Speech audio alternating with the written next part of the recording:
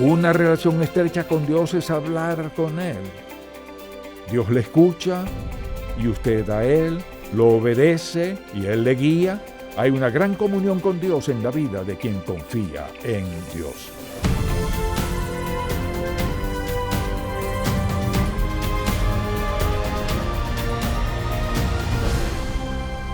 Hace 4 décadas fundamos Ministerios en Contacto para guiar a todo creyente a cultivar una relación más estrecha con Jesucristo. Con los años hemos visto la grandeza de Dios, su amor y su bendición de formas tan maravillosas que queremos que todo el mundo conozca al Señor. Así que abramos la palabra de Dios y busquémoslo juntos. Hoy en el programa En Contacto, los 7 hábitos de una vida consagrada a Dios. Este mensaje se titula Los 7 hábitos de una vida consagrada a Dios. Debería escribir cada uno de ellos y preguntarse, ¿soy una persona consagrada a Dios? En primer lugar, veamos un par de definiciones. Comencemos con ¿qué es un hábito? Un hábito es un patrón de comportamiento a menudo inconsciente que se adquiere por repetición frecuente. Eso es un hábito, algo que hacemos una y otra vez. Desde luego, la segunda definición es que es una vida consagrada a Dios. ¿Qué es consagrada? Es una vida que ya no busca satisfacción propia mediante un estilo de vida pecaminoso, sino que se ha entregado a Dios y a su voluntad en su vida.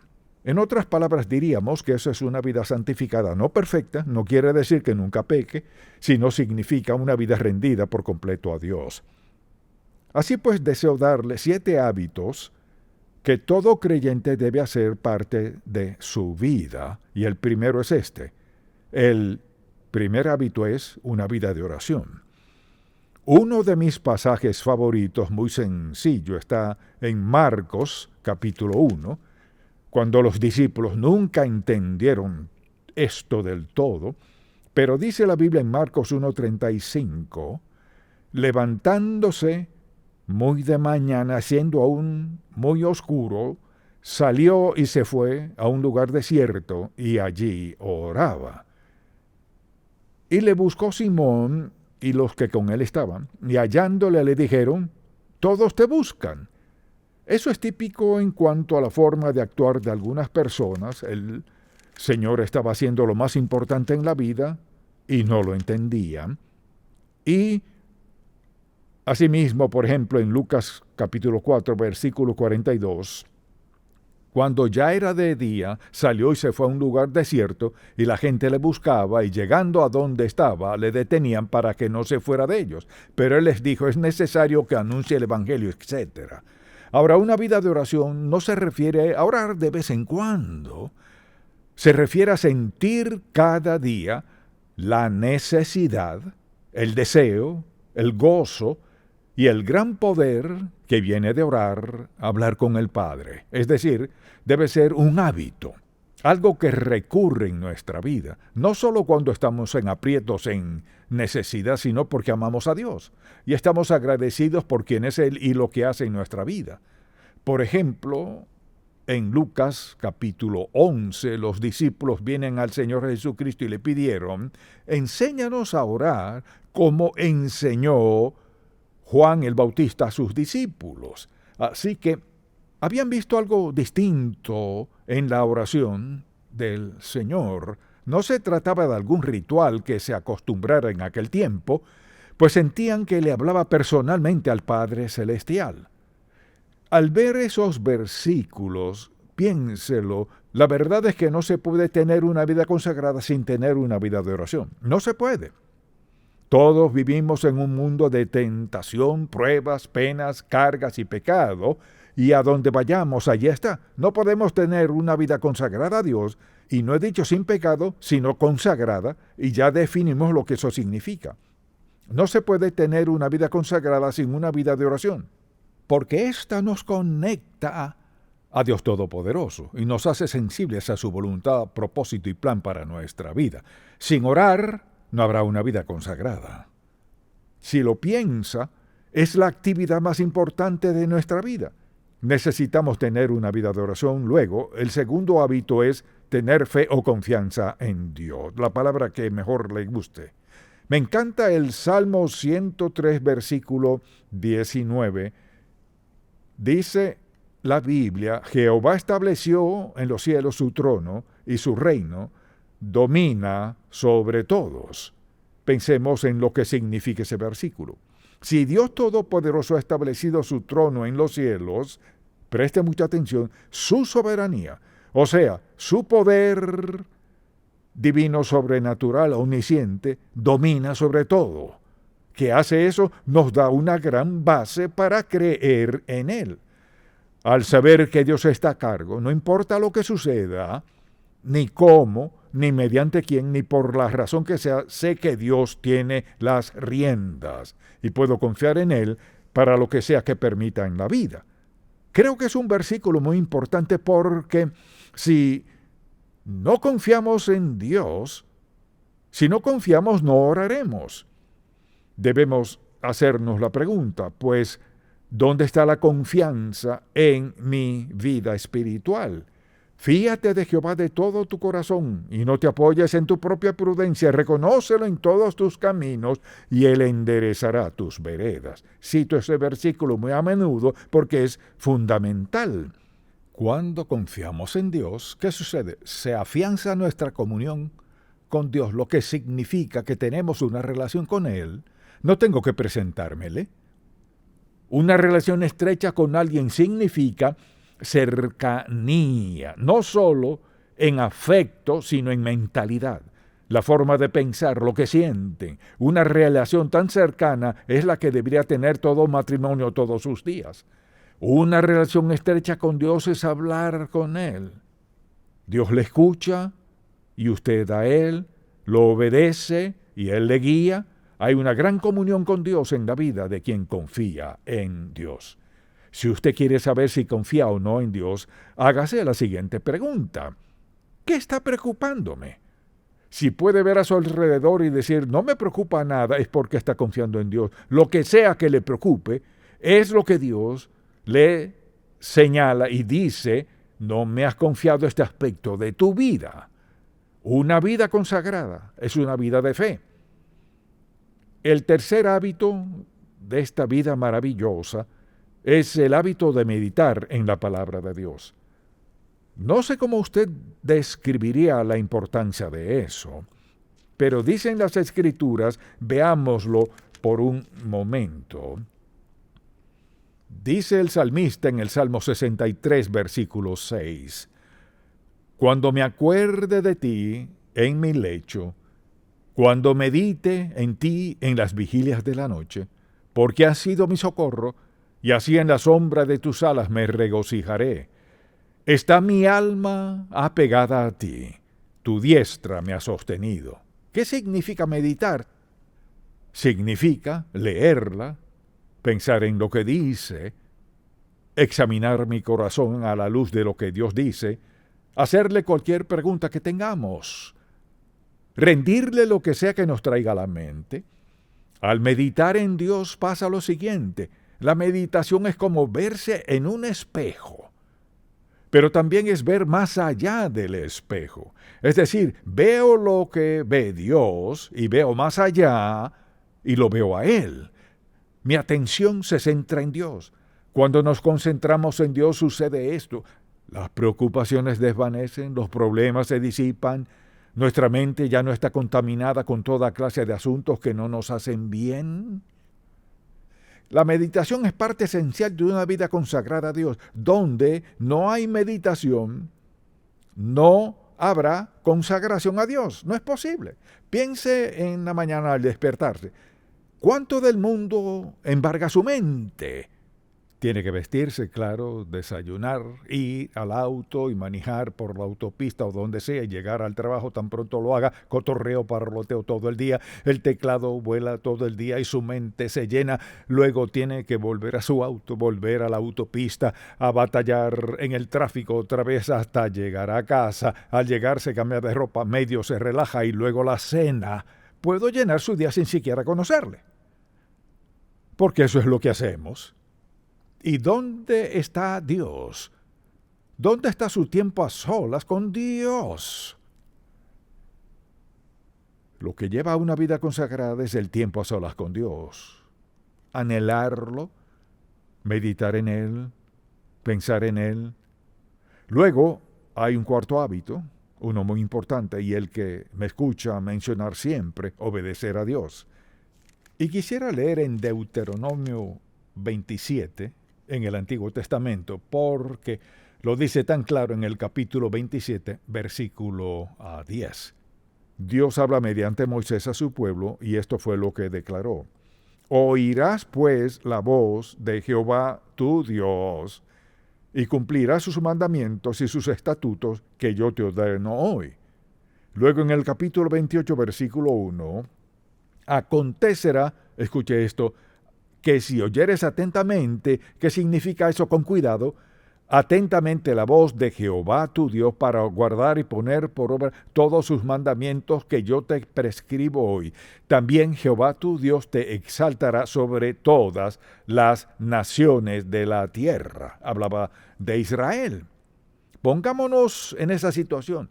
Cuando obedecemos a Dios, piensen esto, andamos a un nivel más alto. Piensen cómo vive el mundo, con toda clase de pensamientos viles, ocupados y atareados sin tiempo para Dios.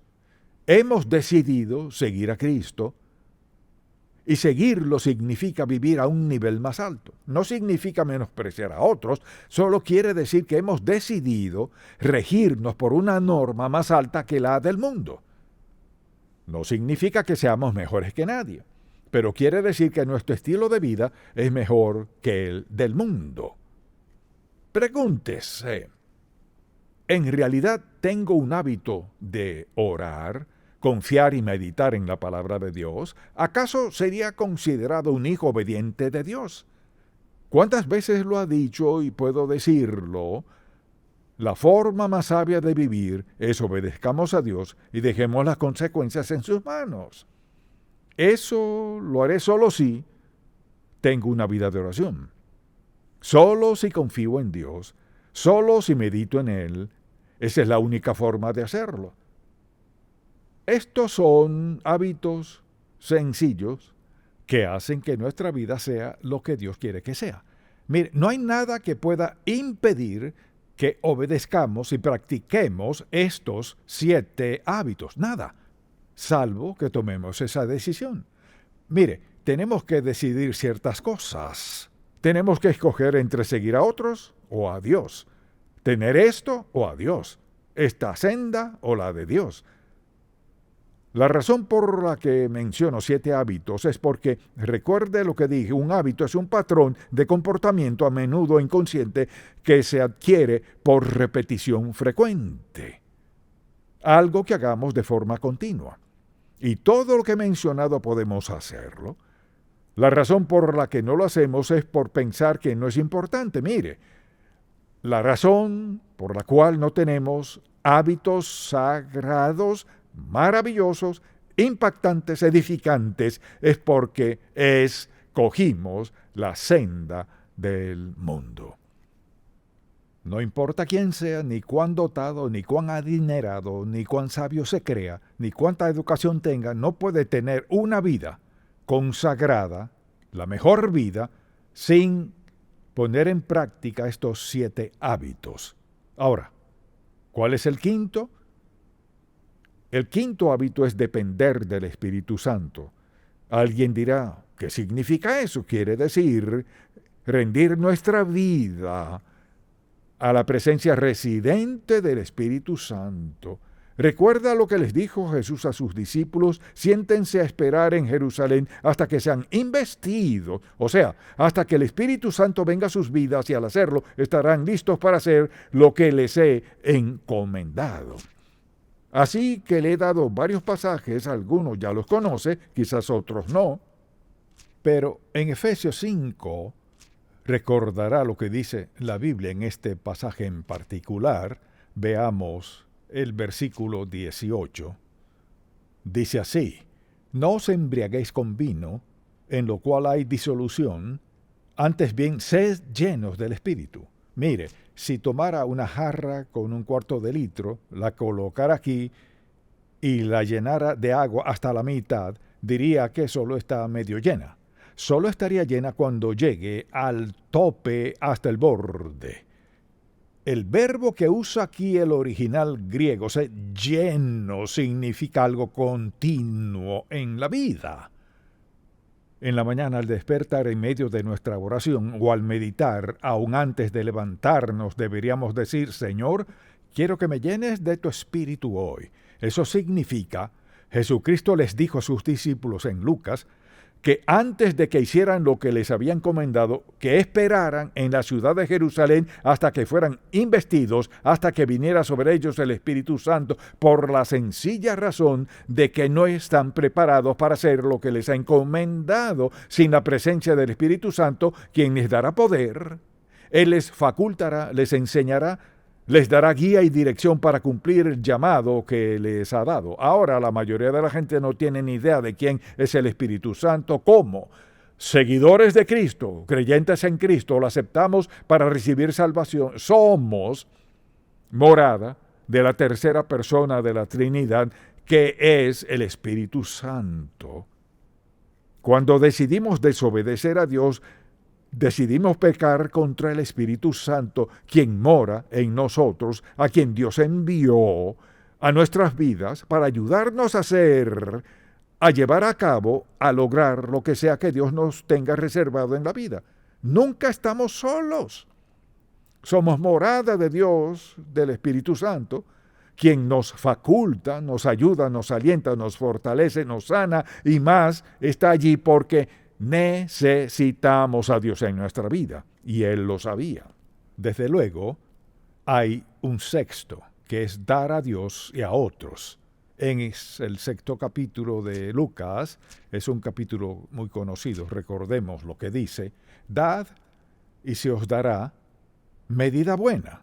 Escuche lo que dice: apretada, remecida y rebosando darán en vuestro regazo, porque con la misma medida con que medís, os volverán a medir. Cuando pienso en darle a Dios, mi ejemplo favorito es este, y estaba recordándolo anoche. Mi primera maestra de escuela dominical, y quizás tendría 3 o 4 años, porque comencé la escuela a los 5. Estaba muy pequeño, nunca me puse al día, pero iba a la escuela dominical todos los domingos y recuerdo las sillas de varios colores: verde, rojo, amarillo, azul, etc. La maestra de la escuela dominical, no recuerdo su estatura, pero en aquel entonces me parecía de 3 metros cuando estaba sentado. Tenía el cabello negro, una dama dulce y maravillosa. Y llegó el momento de recoger la ofrenda. Recuerdo que mi madre siempre me daba unos cuantos centavos para darlos. Nunca me dejaba ir sin nada que dar. Así que, antes de saber contar, mi madre me enseñó a darle a Dios. En mi primer empleo, repartidor de periódicos, ganaba $4 a la semana. Estaba agradecido a Dios y pensaba: no puedo darle monedas. Le di $1, que era el 25%. Nunca pensé en eso, solo pensaba en lo que recibiría Dios. Después de eso, tuve una ruta de periódicos que pagaba $16 a la semana y le daba a Dios más del diezmo. Luego, toda mi vida nunca he dado solo el diezmo, nunca. Por la sencilla razón que aprendí desde muy joven que no podemos superar a Dios en generosidad. Segundo, mucha atención, ni siquiera podemos predecir lo que necesitaremos. Y si no podemos predecirlo, ¿cómo pues nos encargaremos de todo eso? Si ofrendamos a Dios y confiamos en que hará justo lo que prometió. Le di un sencillo ejemplo que muchos han escuchado antes porque fue algo que impactó mucho mi vida. Así que debemos preguntarnos: ¿será este uno de los hábitos en mi vida? La Biblia dice que Dios ama al dador alegre. Si Él ama al dador alegre, ¿qué de aquellos que son avaros, quienes no dan a Dios? Le diré por qué eso no agrada a Dios. Porque dice: puedo hacerlo sin Dios, puedo encargarme, puedo manejarlo, no necesito que Dios maneje mi dinero. Piensen cuán insensato es eso. Su dinero podría quemarse de la noche a la mañana. La situación podría ser que lo pierda todo en un día, pero preste mucha atención. Nunca estará en una situación en la que no tenga nada, porque tiene a Dios dentro de usted y todo lo que necesita, Dios ha prometido proveerlo. Un hábito maravilloso en nuestra vida. Luego le daré un séptimo hábito, y es uno muy importante, es el hábito de perdonar a otros. Un pasaje muy claro está en Efesios capítulo 4. Muchos lo hemos leído antes, pero es la verdad, y lo leemos una y otra vez. Escuche lo que dice la Biblia. Airaos, pero no pequéis, no se ponga el sol sobre vuestro enojo, ni deis lugar al diablo. Un pasaje muy importante. Luego dice en el versículo 30, y no contristéis al Espíritu Santo de Dios, con el cual fuisteis sellados para el día de la redención. Luego en el 31, quítense de vosotros toda amargura, enojo, ira, gritería y maledicencia y toda malicia. Antes sed benignos unos con otros, misericordiosos, perdonando unos a otros, como Dios también os perdonó a vosotros en Cristo.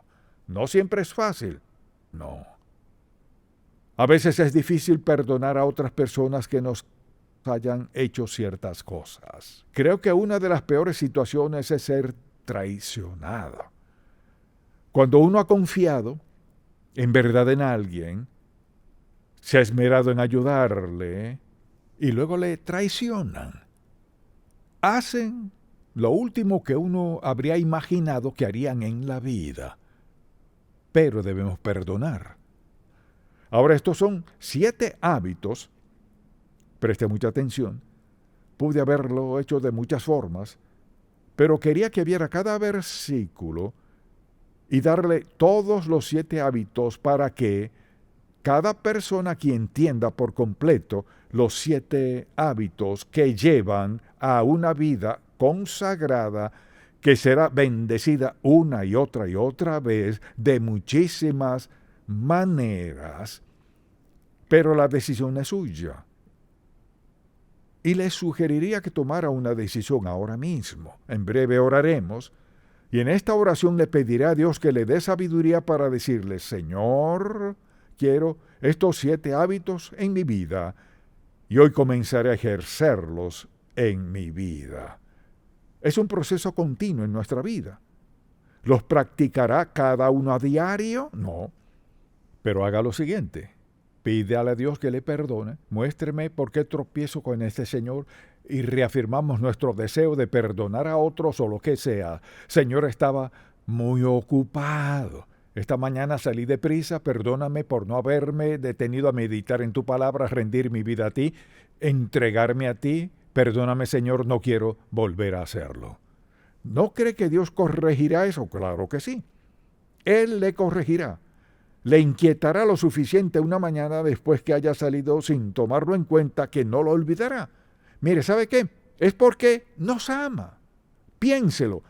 Toda la Biblia está llena de verdad. Pero creo que estos 7 hábitos transformarán por completo su vida y le llevarán a lograr más de lo que su corazón podría haber anhelado. Ahora, si hoy está aquí y no es creyente, no es salvo, no ha aceptado a Cristo como su Salvador, entiendo que quizás no se aplique esto a su caso. Pero permítame decirle esto: nunca podrá entender ni disfrutar la vida a plenitud hasta que no se entregue a Cristo. Porque nunca podemos perder al entregarnos a Cristo, nunca. Dirá, pues, ¿qué tengo que hacer? Debe pedirle al Señor que perdone su pecado, no porque lo merezca, sino porque Él fue a la cruz, murió en la cruz, dio su sangre por usted, pagó toda su deuda de pecado, dice la Biblia, y al pedirle perdón a Dios por lo que ha hecho por usted, pagó su deuda, Dios le perdona y le hace uno de sus hijos. Luego comenzará a practicar estos 7 hábitos. ¡Qué vida tan maravillosa tiene por delante! Y espero que lo haga.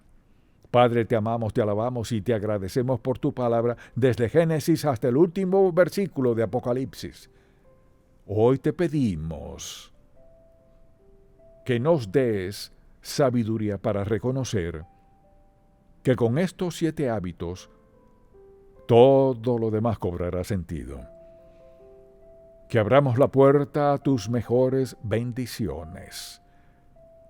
Te pido hoy por alguien que no es salvo, que no te ha aceptado como su Salvador, que esté dispuesto a pedirte perdón por sus pecados, a creer que Cristo fue a la cruz y pagó toda nuestra deuda. Al confiar en su muerte en el Calvario, al derramar su sangre, esa confesión y arrepentimiento traen salvación. Después de la salvación, que desarrollemos estos 7 hábitos transformadores en nuestra vida.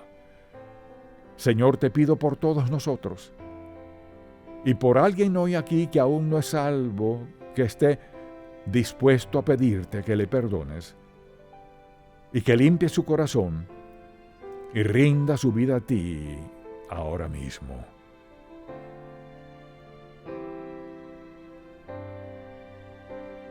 Te damos gracias en el nombre de Jesús. Amén. Si este programa ha sido de bendición para usted, por favor, visite encontacto.org. El jamón está en el horno, cuidado. Me encanta el jamón navideño. Mamá, esta es la forma en la que lo Cariño, preparan. ¿segura que es el verde? La cinta adhesiva. Esto fue una gran idea. Tomen sus regalos. ¡Está nevando! ¿De verdad? ¡Maravilloso!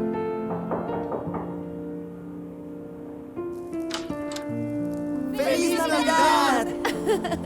¡Qué sorpresa! Y hay una cosa más. Mira. Algo más. Gracias.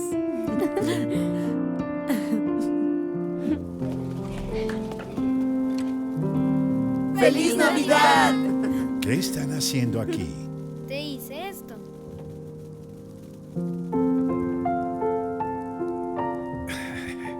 Qué bendición es poder celebrar el nacimiento de nuestro Salvador Jesucristo. Gracias por los alimentos que vamos a comer. Dios nos ama tanto que ese amor nos mantiene en el camino correcto. Si usted escucha las mentiras de Satanás, él siempre le dirá, este es el camino más fácil. El asunto es, ¿cuál es la mejor decisión? ¿Qué elección es la más sabia? Él nos ama tanto que hace que nos enfoquemos en lo que es real, verdadero y genuino. En Contacto, estimulamos a todo creyente a cultivar una relación más estrecha con el Señor Jesucristo y apoyamos la labor de la iglesia local. Este programa es patrocinado por Ministerios en Contacto. La difusión de estos programas se hace posible por la gracia de Dios y por las oraciones y donativos de personas como usted.